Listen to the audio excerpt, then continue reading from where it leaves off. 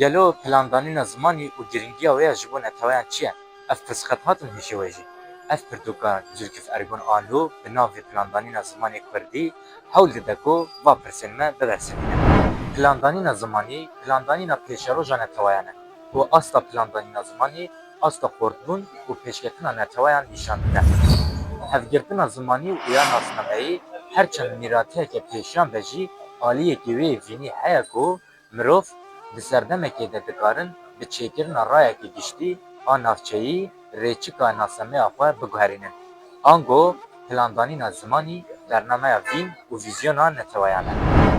Ev xebat hewl dide ku dîroka xebatên plandanîna zimanê Kurdî berbiçav bike û li ser xebatên di dezgehên girîng ên zimanê Kurdî bisekine ku ew jî Korî Zanyarê Kurd û Enstitûya Kurdî ya Parîsê ne.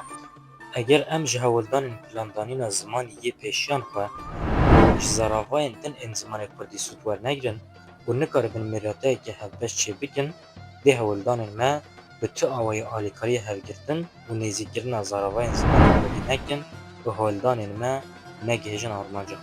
Ji aliyê din de eger em benîkên ziman, edebiyat û çanda Kurdî di çarçobeya mîratiyekê hevbeş de bi hev xurt nekin û ji wan werîsên xurt çênekin, dibe ku di pêşerojê de ev benîk ji hev biqetin û parçebûn yan jî mirinekê yekcarî pêk be.